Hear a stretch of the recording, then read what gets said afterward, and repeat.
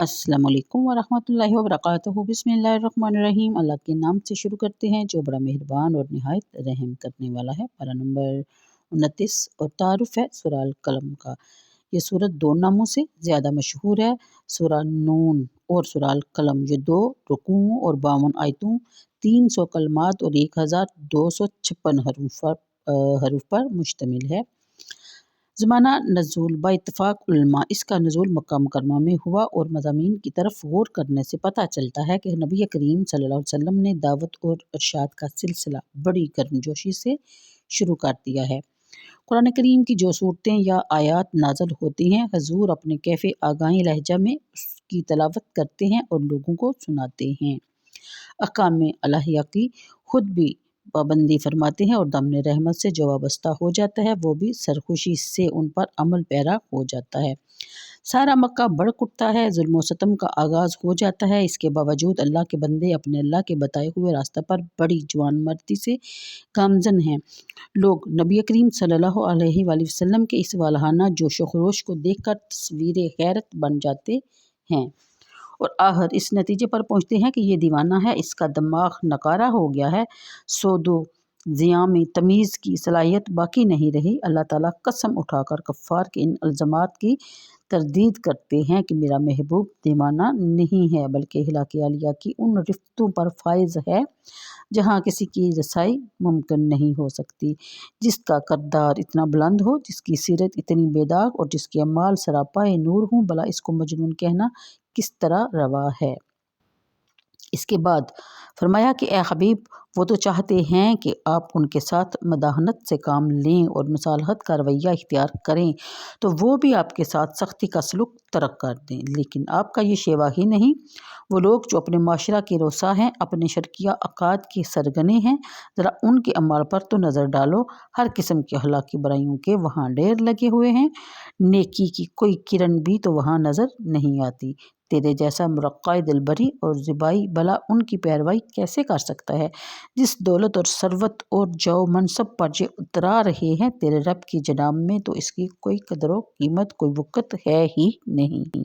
फिर मादा परस्ताना और सरमायादाराना ज़हनियत की ऐसी सही तस्वीर खींच कर रख दी कि जिसे देखकर तबीयत में ऐसी ज़हनियत से खुद बहुद नफ़रत पैदा हो जाती है। जो शख्स दौलत की फरावानी के बावजूद किसी गरीब को एक हब्बा तक यानी कि एक टका तक देने से गुरेज़ा हो और उसे तकलीफ़ होती हो, उससे बुरा इंसान और कौन हो सकता है। साथ ही ये भी बता दिया कि मुत्तकी लोगों के लिए जन्नत है और उनके साथ जो मामला किया जाएगा वो इससे बिल्कुल अलग होगा, और जो मामला मुजरिमों के साथ रवा रखा जाएगा, ख्वाब गफलत में बेसुध पड़े रहने वालों को बता दिया कि अब वक़्त है कि जब भी नियाज अपने परवरदिगार के हुजूर झुका लो, वरना क़यामत के दिन तुम चाहोगे कि सजदा कर सको, लेकिन हज़ार कोशिश के बावजूद तुम ऐसा नहीं कर सकोगे, तुम्हारी पुश्त और गर्दन अकड़ जाएगी। अल्लाह ताला आखिर में अपने हबीब को कि ये सरकश हमेशा दनदनाते ना फिरेंगे, हमें इन्हें यूं बर्बादी के गड्ढे में धकेल देंगे कि इन्हें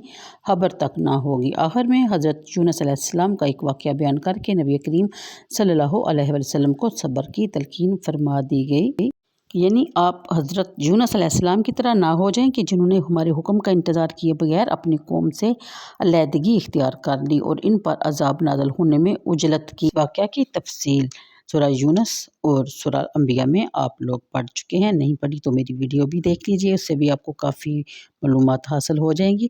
बयान फरमाया कि जब यूनुस अलैहिस्सलाम को मछली ने निगल लिया तो वहाँ आपने अपने रब के हुजूर फरियाद की, किस अल्फाज में, किन अल्फाज में, ला इलाहा इल्ला अंता सुब्हानका इन्नी कुन्तु मिनज़ ज़ालिमीन।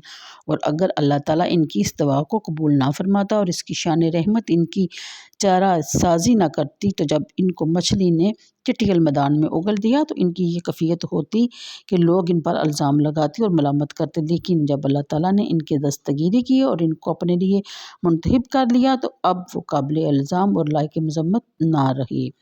यानी जब इनको खुले मैदान में डाला गया तो वह बीमार थे, यानी मज़मूम नहीं थे। कफ़ार के दिलों में हुज़ूर नबी करीम सल्लल्लाहु अलैहि वसल्लम के बुग़्ज़ और अनाद कूट कूट कर भरा हुआ था। ख़ुसूसन इस वक़्त वापस से बाहर हो जाते जब हुज़ूर सल्लल्लाहु अलैहि वसल्लम कुरान करीम पढ़कर सुना रहे थे और वो ऐसी गज़बनाक नज़रों से घूर घूर कर देख रहे थे। यूँ महसूस होता कि बस अब ان کو کچا ہی چبا جانے کی کوشش باقی ہے۔ یہاں ایک اور معجزہ میرے ذہن میں آیا ہے کہ نبی کریم صلی اللہ علیہ وآلہ وسلم کس درسگاہ میں گئے ہوں گے، جبکہ پہلی درسگاہ ماں کی گود ہوتی ہے، اور وہ تو انہوں نے دائی حلیمہ کی گود میں، جو کہ ان پڑھ عورت تھی، وہاں گزاری۔